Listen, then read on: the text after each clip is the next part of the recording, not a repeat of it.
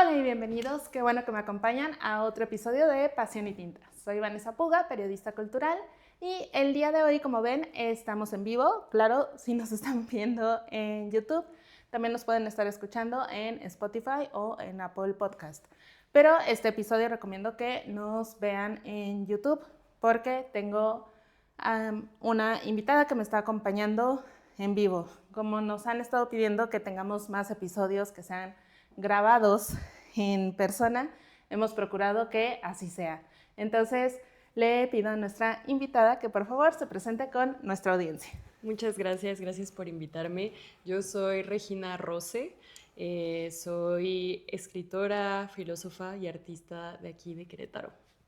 Regina, bienvenida. Gracias. De verdad, muchas gracias por venir a este podcast. Gracias. Me emociona mucho que estés con nosotros porque aparte la audiencia nos ha pedido mucho que hablemos de poesía y debo decirte que la poesía no es uno de los géneros que yo domine. Entonces, me gustaría mucho saber, antes que nada, qué fue lo que hizo que te inclinaras por este género.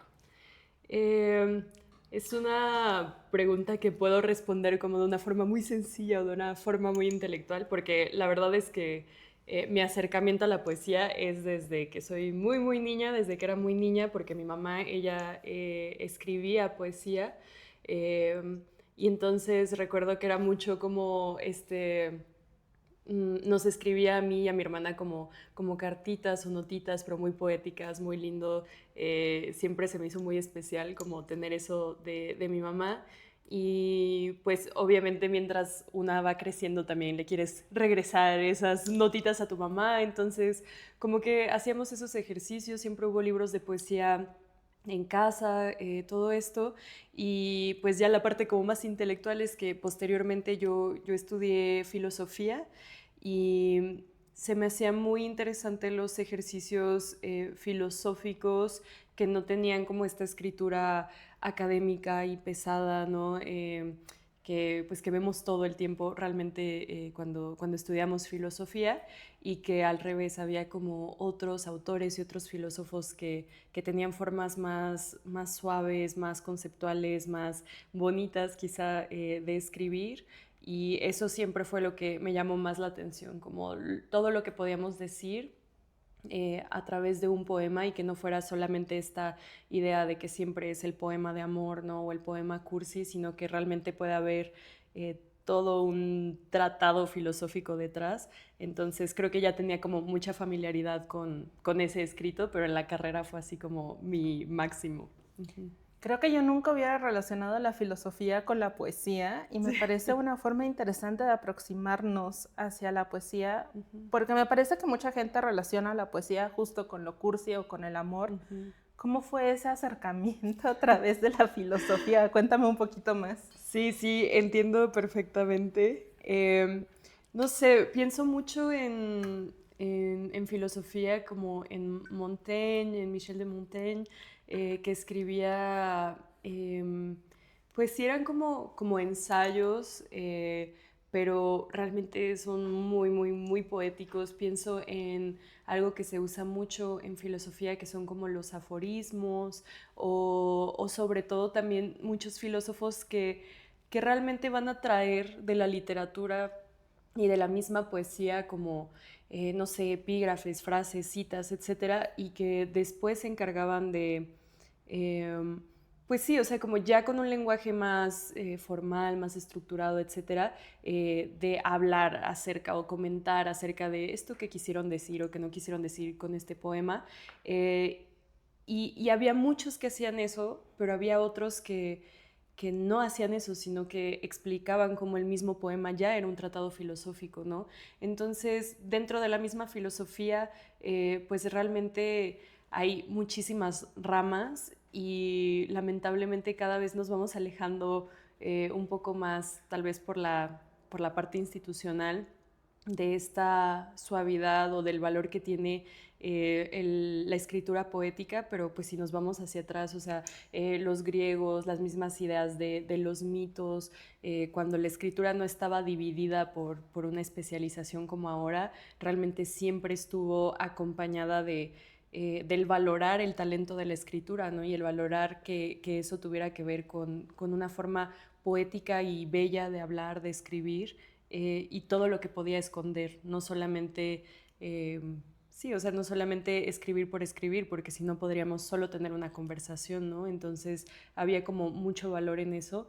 Entonces yo creo que hay muchos momentos realmente en la escritura, hay filósofos mismos que, como Camus, que escriben también novela, pero novela con cosas muy poéticas. No sé, o sea, siento que hay muchos aspectos en donde se relaciona, pero sí poco se habla de eso. Uh-huh. Es que creo que esta sobrecategorización de la escritura hoy en día, que es un asunto del marketing más que otra Claro. cosa, ya nos hace meter tanto en cajitas todo lo que escribimos que de repente sobrepensamos, ¿no? Y ya no sentimos tanto qué es lo que estamos escribiendo. Cuéntame un poquito cómo definirías la poesía, cómo le dirías a alguien, porque yo he visto lo que haces en redes sociales y ahorita platicaremos un poquito de eso, pero ¿cómo le dirías a alguien qué es la poesía, sobre todo si le da miedo acercarse a la poesía? Porque siento que hay gente que le tiene un poquito de miedo o resquemor a la poesía. Es una buena pregunta. Yo creo que tal vez va a sonar muy técnico, espero que no suene como pretencioso, lo voy a explicar porque es como algo que, digo, al final tengo como mi propio bagaje, ¿no? Como me dedico a la filosofía del lenguaje. Entonces, siento que mi definición se aleja mucho de esta parte romántica y más bien sería como una propuesta de desmantelación tradicional del uso del lenguaje. Suena como complejo, pero a lo que voy es a que en el lenguaje, en esta percepción tradicional de lo que es el lenguaje, pues desde la primaria, ¿no? Nos enseñan que es para comunicar, que es para informar, pero justo esa parte de la comunicación se nos habla mucho del poder decir, del poder hacer llegar significados, ¿no? En el lenguaje, etcétera, estos usos comunes que no tengo como que explicar, y sin embargo la poesía viene como a, o lo que nos ofrece es quizás salirnos un poco de eso por un momento, o esa es mi idea tal vez un poco idealizada de la poesía, de lo que yo creo que es a lo que tenemos que aspirar como poetas, en donde realmente se nos puede presentar la oportunidad de hacer un lenguaje que rompa con esto, ¿no? Un lenguaje que no tenga que comunicar, un lenguaje que no tenga que informar, un lenguaje que no permita que los significados se fosilicen. Y a esto me refiero a que siempre se nos dice que... no sé, que árbol significa tal cosa, ¿no? Y lo vemos en los diccionarios, los vemos en todos los lugares, porque eso a nosotros todos los días nos da una clase de seguridad, de que el lenguaje siempre signifique lo mismo, de que justo para evitar esto que nos dicen que es el problema más grande del mundo, que es la falta de comunicación, ¿no? O los problemas de entendimiento, de comprensión, etcétera. Y la poesía nos permite que no sea así, nos permite que árbol no signifique árbol, dos puntos, definición del diccionario, nos permite que incluso en este sentido romántico, amor no signifique dos puntos tal y tal, ¿no? O sea, puede árbol significar amor y amor significar árbol y después meter otras cosas. Y siento que algo para mí muy importante de hablar de esto en la poesía es que el valor de la poesía no está en el poema que leemos, sino que la poesía es eso que está por detrás, es justo esta intención de desmantelar y de desfosilizar quizá estas interpretaciones, estas significaciones y estos usos del lenguaje, y por eso para mí es eso, o sea, como ese poder, esa potencia humana a querer salirnos del lenguaje que está en todas partes y todo el tiempo ahí, para poder intentar no sé, ver qué es lo que se puede hacer y no necesariamente decir algo, ¿no? Y lo repito mucho como en las cosas que hago, que la poesía no sirve para nada y porque siempre queremos como excusarle y decir, no, sí, sirve para cambiar el mundo, tal y tal. Y yo personalmente no creo que sirva para nada y creo que esta es la razón, porque no tiene que servir, porque si sirviera sería comunicación, sería información, sería herramienta, ¿no? Pero pues no, la poesía lo que quiere es dejar, es el lenguaje que quiere dejar de ser eso, que quiere dejar de prometer algo todo el tiempo, ¿no? Me gusta mucho esa idea y creo que es con la que yo me voy a quedar porque soy una persona que jugaba mucho con el lenguaje más chica y escribía poesía y creo que en el momento en el que empecé a tratar de racionalizarla mucho fue cuando me alejé por completo de la poesía. Y con esto que me acabas de decir es como, eso era lo que yo hacía. No trataba de entenderla, no trataba de darle un significado, Sí. era nada más un juego y era lo que hacía. Y en el momento en el que fue a tratar de racionalizarla, valió. Sí. Entonces, me gusta mucho esa forma. Ahora, yo te encontré a través de redes sociales por algo de lo que vamos a hablar en un ratito, pero ahorita veo que compartes mucho poemas y que hay como mucho juego y la gente te dice regálame un poema y cosas por el estilo. Cuéntame un poquito cómo empezaste este camino en redes sociales y qué es lo que haces dentro de tus redes sociales. Gracias. Sí, pues la verdad es que por ahora sigo estando como muy lejos de entender bien cómo funcionan las redes. Creo que es un camino muy, muy difícil. Creo que nadie entiende qué hacen redes No sé, sociales. yo veo a la gente que ya tiene, o sea, que ya se lo sabe y dice, sí, lo voy a subir a esta hora y esta hora es cuando lo ven y no, no sé, yo todavía no llego a ese nivel, pero para mí mi intención era, no voy a mentir, por un lado sí tiene que ver con que desgraciadamente creo que ya en el día de hoy siendo artistas necesitas tener una plataforma porque si no, no te invitan a nada, no te presentas a nada, entonces para mí era importante pues sí, como acercar a gente que viera lo que yo estaba haciendo y sobre todo cómo trabajo, porque creo que parte de mi trabajo tiene más que ver con los procesos creativos que con los resultados, ¿no? O sea, sí tengo cosas publicadas y exhibiciones y eso, pero mucho de lo que hago es justo como hablar de esto, de los procesos creativos, consultorías, etcétera.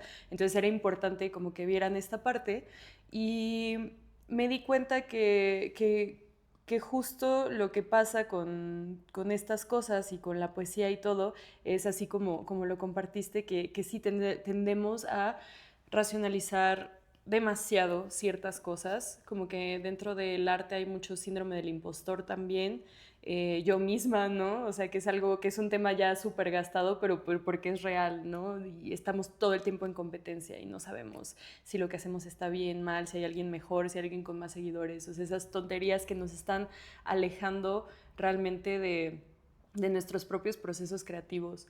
Entonces, siento que mi intención no fue como muy premeditada ni nada, simplemente con esta misma pasión que yo te cuento a ti, como todo esto que me gusta, que leo mucho, que me encanta descubrir cosas nuevas, que me encanta poner a la gente a jugar para escribir, todo esto, con esta misma pasión hablo con mis amigos, hablo con la gente que voy encontrando en espacios, en lugares y siempre tengo, no sé si es un defecto o una virtud, pero que hablo con alguien y es así como, te voy a recomendar en este momento 10 libros y 10 canciones y no sé qué, que para mí es como algo así súper amoroso, de es que yo sé exactamente que esto te va a gustar, pero bueno, sé que para muchas personas a veces es como, no te lo pedí, pero bueno, entonces dije, ¿de qué manera puedo hacer esto y llevarlo a redes y como que vean todo lo que significa para mí esto, ¿no? O sea, la poesía, el arte y que sí soy una persona que en lugares muy intelectuales puedo ser muy intelectual o muy académica o muy esto, pero que realmente es mi pasión, ¿no? O más que mi pasión es quién soy, es lo que hago todos los días, leer, escribir, jugar, que me salga un verso mal y decir, igual lo voy a subir o igual les voy a contar, ¿no? Y leer algo que me encantó y ponerme a llorar y mandarle foto a todas mis amigas y decir, mira lo que acabo de leer. Entonces dije, ¿de qué manera puedo hacer eso también, ¿no? Y que sepan quién soy y ya, y simplemente como que salió así muy natural. el que sí ya con este acercamiento de algunas amigas me piden como algún poema que les recomiende, cosas que les recomiende, entonces dije, ¿por qué no lo subo y que otras personas conozcan? También a sabiendas que tengo como muchas amistades cercanas mías que también son poetas, ¿no? Y que no necesariamente en este momento son muy conocidas, o sea, que son emergentes y que a mí también me da mucha emoción compartir lo que están haciendo mis amistades al mundo y a otras personas. Entonces, creo que más bien ha salido así pues de mi propia interacción con la gente en la vida real, en redes, en todas partes, el querer, pues compartir todo, compartir, no sé, me gustan muchos autores y muchas obras que siento que a veces no son tan conocidas y que lo merecen y que necesito que la gente los escuche y lo sepa. Entonces, sí.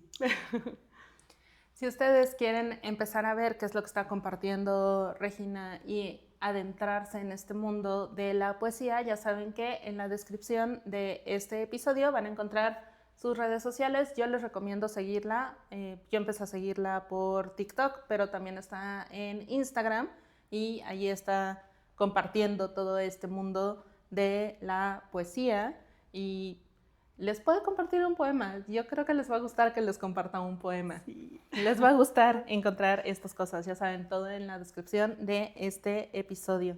Ahora, acabas de ganar una residencia. Te vas a ir del país. Sí. Creo que hay todo un mundo a explorar ahí. ¿Qué ha sido como alguien de Querétaro? Alguien que no está en el mundo centralizado, porque sabemos que la cultura está muy centralizada en Ciudad de México. Sí. ¿Cómo fue este proceso como artista de fuera de la centralización de México y este proceso de encontrar una residencia? ¿Y cómo vas con este proceso de poder irte? Cuéntanos un poquito. Sí, muchas gracias.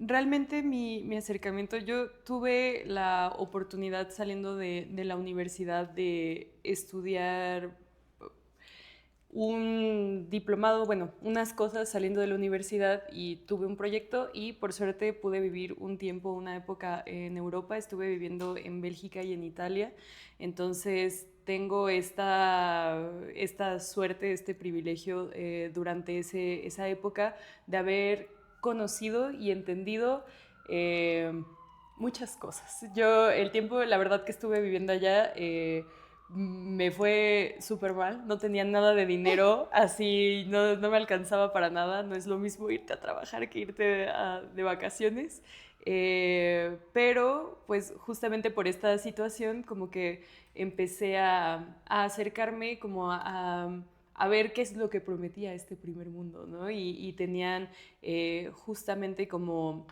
muchas oportunidades, ahí fue donde conocí como de residencias, de como financiamientos artísticos, no sé, muchas cosas que por desgracia todavía no llegan como aquí en nuestro país en donde vivimos, porque eso se extiende o sea, apoyos que se extienden a poder vivir de tu arte, ¿no? Al 100%.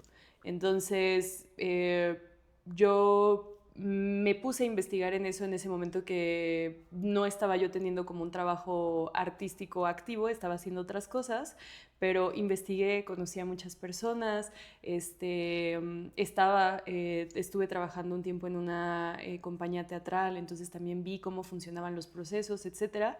Y ya cuando me regresé a México, como que, no sé, la vida pasó y pasaron cosas y trabajé en otras cosas y me alejé un tiempo de la creación artística, pero ahora que tiene un poco más de un año que regresé a querer retomar esto como mi vida, ¿no? 100%, me acordé como de todo eso que estaba pasando allá, porque la verdad es que es difícil, pues yo creo que no es sorpresa para nadie, ¿no? O sea, es muy difícil mantener una carrera artística en México. Porque necesitas tiempo, necesitas paciencia, necesitas mucha persistencia y para eso necesitas dinero, ¿no? Y necesitas no tener trabajos como extenuantes de tantas horas por semana, o sea, es muy difícil crear de esa manera, porque crear también es un trabajo, obviamente. Entonces, sí, simplemente recordé lo que estaba pasando por allá y me puse a investigar, y creo que a modo de recomendación para quien vea esto, justo a veces hay como unas residencias muy internacionales, muy grandes, o convocatorias muy grandes para las que es muy difícil ganar y aplicar, porque justo son muy grandes y se sabe ya que son internacionales, pero algo que yo me había dado cuenta que pasaba es que hay otras más pequeñas en donde hay menos competencia internacional, por decirlo así, y que más bien el que haya una persona con un trabajo internacional puede enriquecer la experiencia. Entonces me puse a investigar justamente pues en varios lugares, pero sobre todo del norte de Europa. Y en Finlandia yo sabía que había fondos como especiales para estas residencias que te ayudan además como a promover tu trabajo allá y todo. Entonces, pues sí, ya hablé mucho de eso, pero como que todo esto me acercó a conocer y a ver en los ministerios de cultura ahí qué es lo que había, y justamente encontré específicamente esta residencia a la que apliqué, con un proyecto que yo tengo muchas ganas de hacer desde hace un año, o sea que ya lo tengo así de marcado casi paso por paso, porque es una residencia de arte que toca y se entrelaza con temas de psicología, psiquiatría, filosofía de la mente, y justo el proyecto que estoy trabajando tiene que ver con eso. Entonces para mí fue como la residencia perfecta, y pues sí, les gustó mucho como este trabajo que estaba haciendo, y ya, pero pues ahorita estoy en proceso de, justo me dijeron que va a abrir una convocatoria para viáticos aquí en la Secult en un par de semanas, entonces estoy esperando eso. Ya me registré en el RAC, en el Registro de Artistas Queretanos, que también me dijeron ya cómo va el formulario. Nosotros hablamos al principio de todo esto, no sabía por dónde empezar, entonces ya ahorita tengo más ideas de cómo se hacen estos procesos, y pues me toca aplicar y esperar. Y eso me da muchísimo gusto porque justo nosotras empezamos a platicar porque hacía la broma contigo de que mi señora abuela parece que se dedica al tráfico de influencias porque conoce un montón de gente, pero casualmente las personas que conoce las conoce en la UNAM, y justo empezó a tratar de preguntar y mover y demás. Dijo, bueno, pero es que todo lo que me han respondido pero es algo que tenga que ver con la UNAM. Y Sí. fue de, no, creo que no, creo que esto es 100% por fuera. Entonces estábamos tratando de ver, y después llegó así de, sí, por supuesto, pero con la UAC. Y yo, pero es que no. Sí, ya sé. Todos los apoyos estaban siendo exclusivamente para universitarios, específicamente de la universidad. Y es un poco complicado, ¿no? Porque justo pareciera, y no es que pareciera, y lo sabemos, un gran problema es que los primeros recortes que hay siempre es hacia cultura. Y es muy triste porque cuando vemos que sí existen estos programas internacionales es como, pero ¿por qué no quieren dar apoyos? Sí. El país, ¿por qué no está promoviendo dar estos apoyos a los artistas? Hay un chisme que probablemente hayas escuchado, no sé si lo escuchaste, pero bueno, aquí les voy a dar un chisme. Y es que aquí el estado de Querétaro empezó hace 3 años a tratar de hacer una feria internacional del libro en el estado, pero la persona que estaba encargada estaba muy clavada con tratar de hacerlo también con medios audiovisuales. Entonces era la FILMAC, porque era la Feria Internacional del Libro y Medios Audiovisuales de Querétaro.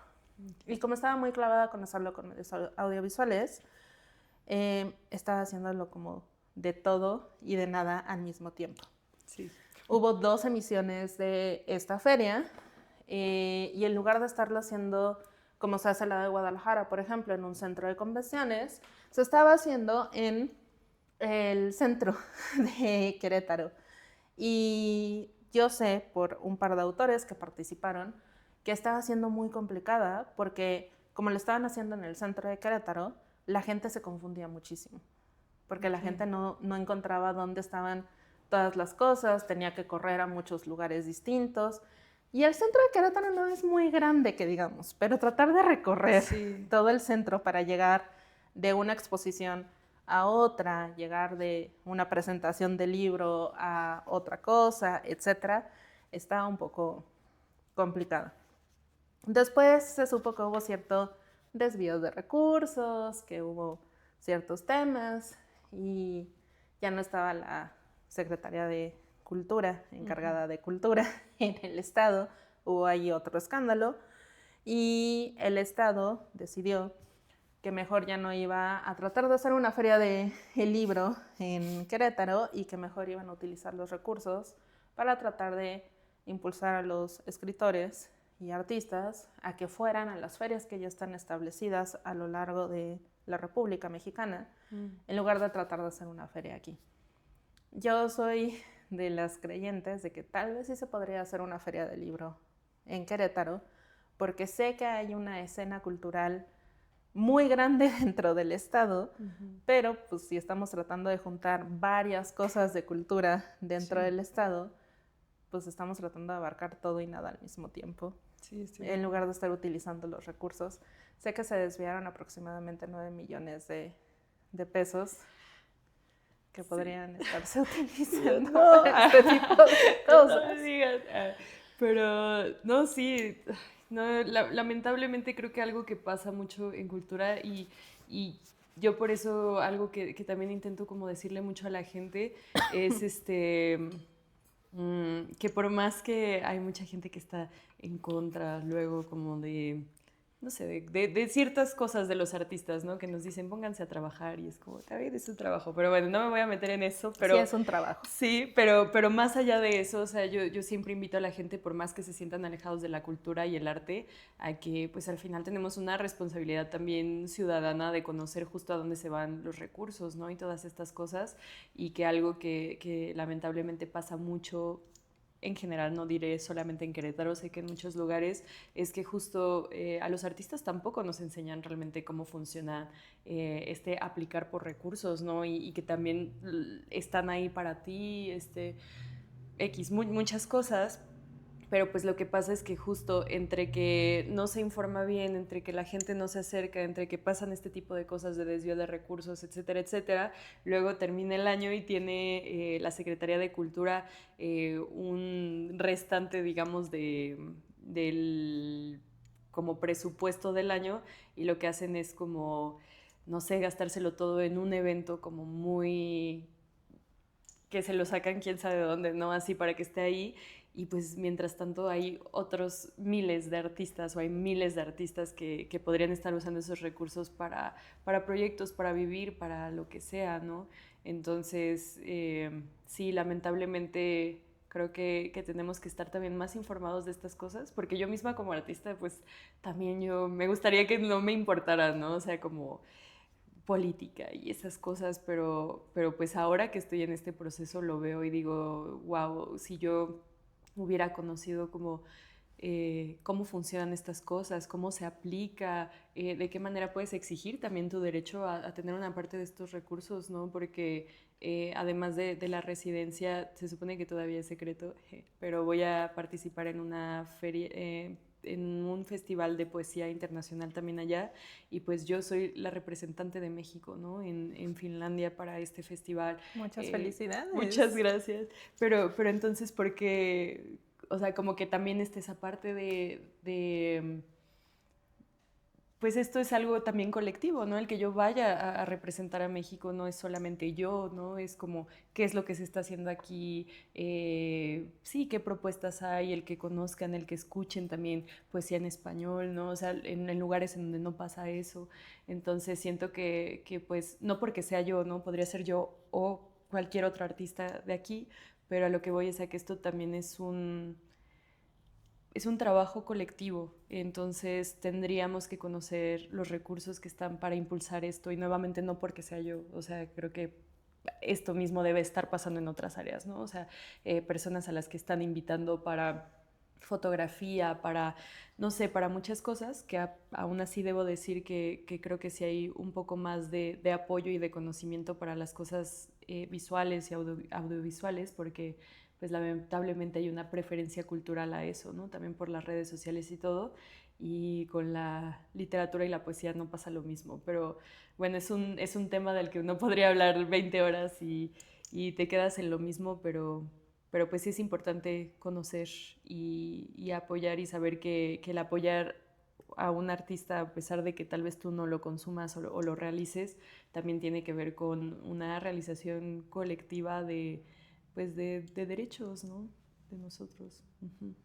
Y siento que esto es muy, muy importante y por eso les recuerdo, amigos, que para eso está este podcast, ¿no? Para eso estamos nosotros aquí presentándoles artistas, presentándoles escritoras, como es el caso de Regina en este caso, o todas las escritoras que hemos traído. Les recuerdo que ahorita tenemos, por ejemplo, la rifa de 2 libros de 2 escritoras, de Tania Tagle y de Lu García, que también es escritora que vive en Querétaro, no es escritora originaria de Querétaro, pero vive en Querétaro. Y solo tienen que ir a buscar el video que tenemos ahorita en TikTok y en Instagram y hablarnos de 2 escritoras que hayamos entrevistado aquí en el podcast, y el 1 de marzo rifaremos los libros. Entonces vayan a las redes sociales, busquen ese video, vean. Pero para eso estamos haciendo este trabajo, para que ustedes conozcan más artistas y pues apoyemos un poquito la cultura, porque de verdad, sí es un trabajo, sí es un gran trabajo, claro, estar haciendo toda esta difusión cultural y crear, que lo mencionabas, crear es un trabajo y muchas personas, toda la vida, yo llevo más de 20 años como periodista cultural, la gente piensa que no es un trabajo, ¿no? Porque no es algo tan redituable. Uh-huh. Y es un poco triste que la gente lo deje de lado. Sí. Cuéntanos un poquito qué es esto de una residencia, porque yo tengo un poco de idea, sobre todo porque ya lo he visto, lo he platicado con Raquel Castro, que también ya estuvo aquí en el podcast con nosotros hace varios años. Tuvo una residencia en Banff, en Canadá, para irse 9 semanas, creo, a encerrar en una cabaña en la mitad de la nada a escribir. Me da un poco de envidia. Sí. Pero cuéntanos un poquito, ¿en qué consiste una residencia? Sí. Hay muchos tipos de residencia, pero a grandes rasgos una residencia artística es ya sea una institución privada o vamos a decir híbrida, porque casi siempre sí son privadas, pero tienen también apoyos a veces gubernamentales o de alguna secretaría, etc. Que lo que hacen es que dependiendo nuevamente de la naturaleza de estas instituciones, van a sacar convocatorias. Entonces, quiero decir, por ejemplo, si la institución es un centro de la imagen, ¿no? Entonces, obviamente van a ser, no sé, convocatorias para fotógrafos, ¿no? O para personas que se dedican, no sé, dependiendo de cuál sea la naturaleza del lugar, o si solamente es cultural, a veces son convocatorias para todas las disciplinas artísticas. Pero estas convocatorias lo que van a hacer es que van a hacer un llamado de artistas dependiendo nuevamente, puede ser local, puede ser nacional, puede ser internacional, a que realicen algún proyecto en sus instalaciones y que va a ser esto financiado hasta cierto punto, ¿no? O sea, hay unas que lo que te dan solamente es el hospedaje, otras que te dan toda tu instancia, pero tú pagas el viaje, y hay otras que son 100% financiadas, dependiendo nuevamente de muchas cosas. Y durante el tiempo que como artista estás ahí, justamente como lo mencionabas, te dan, o sea, tienes tu espacio, no solamente habitacional, sino que también tienes un espacio de creación. Puede ser una oficina, un estudio, etcétera. Te dan materiales dependiendo para lo que estás haciendo. Y también dependiendo nuevamente del tipo de residencia, pasa algo que es, creo que para mí, de lo más valioso ahí, que es que puede haber talleres que ya sea talleres impartidos por alguien de la institución de donde se hizo esta convocatoria o talleres entre los mismos artistas que están participando ahí. Y otra cosa también muy valiosa y muy importante es que muchas veces se realizan o se terminan realizando trabajos colectivos. Entonces, por ejemplo, yo si voy a... Mi proyecto es un archivo, ¿no? Y pues en mi archivo va a tener cosas de escritura, pero también quiero meter cosas visuales. Entonces, no sé, pensando que conozco a alguien allá que se dedica a hacer fotografía o tal vez pudiera crearse algo colaborativo en donde me donan una fotografía tal vez y yo un texto, ¿no? Para algo que ellos tengan que hacer, no sé, o proyectos a futuro, ¿no? Como en colectivo entre artistas. Entonces es muy interesante, sobre todo en este tipo en donde hay disciplinas diferentes que están conviviendo, porque pues yo, por ejemplo, de pintura no sé nada, pero tal vez haya algo ahí que pueda sumar a mi trabajo y viceversa. Y creo que algo también muy importante y muy interesante es que todas las residencias tienen una temática o un concepto, ¿no? Puede ser algo muy general, pero que nuevamente por la naturaleza de la institución, no sé, es una institución multicultural, entonces para ellos lo importante es justamente como el hablar de la multiculturalidad, etcétera, etcétera. Entonces hay personas que tienen proyectos que son proyectos que hablan, no sé, en mi caso de digo, no mi proyecto, en caso de alguien como yo que viene de México, no sé, algo que hable sobre el contexto latinoamericano o el contexto mexicano y estás trabajando con alguien que viene, no sé, de Egipto, de Corea, ¿no? Etcétera. Entonces, ese tipo de proyectos van a ser prioritarios para ellos financiarlos. En mi caso, es un proyecto de, como decía, de psiquiatría, psicología, mezclado con arte y mi proyecto tiene que ver con eso, ¿no? Entonces por eso me eligieron. Entonces lo que quieren ellos es funcionar como una especie de sponsor cultural para que estos artistas realicen su trabajo, para que estén las condiciones para que lo realicen bien, para que conozcan personas que tienen trabajos no de la misma disciplina, pero con temáticas similares, con cosas que puedan enriquecer, talleres, espacios, etcétera. Y que la verdad es que siento que algunas personas piensan que es como, o sea, nada más te vas a ir a encerrar, ¿por qué no lo haces aquí, no? Pero no es así de fácil, ¿no? O sea, el arte necesita a veces, sobre todo proyectos muy, muy claros, que tienes como una deadline y eso, necesitas, la verdad, tener un espacio en donde te puedes dedicar solamente a eso, que no hay como otro tipo de distracciones y pues no todos tenemos esa posibilidad, ¿no? Hay personas que tal vez sí, pero yo en mi caso tengo 2 perras que me están fregando todo el día, tienes que pagar la renta, no sé, o sea, cosas que parece que no, pero que sí son distracciones de un trabajo que requiere una concentración total, ¿no? Entonces, pues siento que esto sirve para enriquecer el trabajo, enriquecer el proyecto, pero también para abrir un montón de oportunidades futuras de creación en colaboración con otras personas. Entonces, sí, esas son las residencias. Muchas gracias por esta explicación, sobre todo para quienes nos están viendo o escuchando, porque creo que sí es muy importante conocer estas oportunidades de las residencias, sobre todo para quienes están en Latinoamérica en general. Creo que no pensamos en Latinoamérica tanto en las residencias. Sé que existen también opciones de residencias para artistas dentro de México, me imagino también que dentro de Latinoamérica. De las que yo conozco, existe la casa Snow Apple, creo que se llama, en Ciudad de México. Tiene residencias muy cortitas, sé que son como de 2 semanas. 2 semanas, sí. Y sé que también está el proyecto de Under the Volcano, que es en enero, son también como 2 semanas. Ese sí es de inmersión absoluta en Tepoztlán, si no me equivoco, y da ciertas becas. Este sí es 100% de escritura, porque Snow Apple tiene distintos tipos de residencias artísticas para distintos tipos de artistas.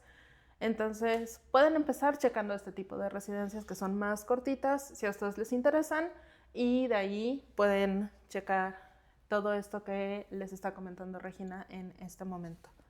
Me gustaría que nos contaras dónde podemos empezar a encontrar tu trabajo, sobre todo para todos los que nos están viendo, escuchando en este momento, dónde pueden acercarse, además de buscar lo que ya estás haciendo en redes sociales y de revisar tus perfiles. Gracias. Sí, bueno, además de mi perfil yo como Regina Rose, tengo otro perfil que va más allá, que es Popoesía, que es el primer laboratorio de literatura potencial de México. Yo me dedico específicamente a la investigación de literatura potencial y de arte experimental. Entonces, próximamente también van a poder encontrar, el plan es que a final de año se publique este primer manual de literatura potencial en coautoría con las personas que han estado participando de los talleres ulipianos de aquí. Con Rebarena tengo publicado un libro que se llama Mundano. También soy una de las autoras / traductoras en Bífida, revista de traducción. Hice la primera traducción al español de un filósofo que se llama Louis de Bonald. También pueden encontrar mis trabajos como de divulgación cultural en la revista MER, con doble E, M-E-E-R. Ahí hago justo como escritura más bien de divulgación sobre estas cosas de arte experimental, de artistas poco conocidas, etcétera. ¿Qué más? Voy a estar próximamente en mayo también. Soy una de las artistas invitadas para la exposición Artefacto en el Museo de Arte Contemporáneo de Querétaro. Y bueno, mi plan es como ir apareciendo por ahí en otras cosas y esperemos que también ya a finales de este año se publique Exposición Narrativa, que es el libro con el que estoy aplicando justo para esta residencia en Finlandia y que espero que ese archivo esté listo justo a finales de 2026. Parece que 2026 va a ser un año muy movido para ti y eso me da muchísimo gusto. Gracias. Nos estamos acercando al final de este episodio y yo normalmente les pido que nos den alguna recomendación de libro para todos los que nos están escuchando o viendo. Entonces me gustaría saber qué recomendación tienes para nuestra audiencia. Claro, les traigo un libro que es me parece que es el libro que resume más allá del contenido, como que resume un poco a modo de presentación de quién soy yo, lo que hago, lo que me interesa y el trabajo. Bueno, esta es la edición en francés, pero se llama 100.000 millones de poemas de Raymond Queneau. Les quiero enseñar el interior, pero solo para dar un poco de contexto, lo que hago de literatura potencial es justo la localización del grupo o el movimiento del Oulipo, que es un grupo francés de los años 60, y Queneau fue uno de los fundadores de este grupo, y todo se basa en hacer juegos de escritura, ¿no? Tanto para los procesos creativos como después para la lectura, y eso es lo que lleva casi el 100% de mi trabajo, mi investigación y todo. Y este libro para mí se me hace así como mi Biblia, porque es un libro que nos va a proponer justamente todo este rollo de la potencialidad de la escritura y que, como dice el título, promete darnos 100.000 millones de poemas y que podemos ver de esta manera. ¡Ah, wow! Sí, sí, yo sé. Es un libro que nos permite jugar, es como literatura ergódica, que así se le conoce a los libros que necesitan tu implicación física, ¿no? Entonces podemos hacer diferentes, pues sí, como poemas o mezclas con esto. Se supone que hay muchos y aquí tiene esta parte para que lo detengas, ¿no? Pero para mí este libro, además de la belleza y propuesta que nos tiene, el que sea como poético, porque pueden después leer los versos que ponen aquí, que son muy hermosos, pero para mí es como el resumen de una tradición que es lo que a mí me ha inspirado toda la vida a escribir y a crear y a hacer juegos de lenguaje e investigar más sobre eso. Y para mí esto es para la poesía, ¿no? Es un juego, es la interacción, es algo que nunca termina, que nunca se acaba. Y sí, este es de mis tesoros del mundo. 100.000 millones de poemas de Raymond Queneau. Para los que nada más nos estén escuchando, es un libro objeto lo que nos acaba de enseñar Regina en este momento. Entonces, en el momento en el que se abre, los versos están recortados de tal forma que ustedes pueden jugar con los versos y acomodarlos de formas distintas, y con cada uno de los versos pueden ir armando distintos poemas, y por eso promete que son 100 millones de poemas, y por eso fue mi fascinación. Entonces, si no quisieron ver este episodio en YouTube, por lo menos este último fragmento, corran a verlo, y si no, por lo menos este pedacito sí lo voy a poner en Reel para que corran a verlo. Está increíble, con razón es tu tesoro. Sí, es mi bebé. Ya está un poco sucio porque lo traigo de Francia a México y todo, pero bueno, lo quiero poner en un atril así en la casa para nada más irle cambiando todos los días, ¿no? A ver si es cierto que llegamos a los 100,000 millones. Me parece increíble, de verdad. Muchísimas gracias por compartirlo con nosotros, y muchas gracias por compartir este espacio con nosotros el día de hoy.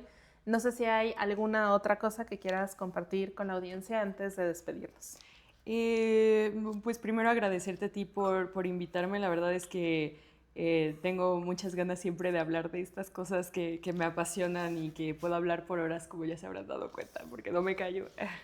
Pero solamente para mí es muy importante, como siempre, decirle a las personas y al mundo que la poesía, y no hablo de los poemas, ¿no? Otra vez de un poema de amor ni nada, sino la poesía, la poética, la literatura, el arte, lo que le quieran poner, es muy importante para quienes somos, no en un sentido solo terapéutico, sino realmente creo que tiene que ver con nuestra naturaleza humana y con nuestra naturaleza de intentar meter las manos a las cosas de las que no tenemos a veces mucho control, ¿no? En el mundo, y que sí enriquece todo lo que somos, más allá de un sistema muy repetitivo del trabajo, de las áreas, de todo lo que tenemos siempre que hacer, siempre que ofrecer, las cosas que tenemos que alcanzar.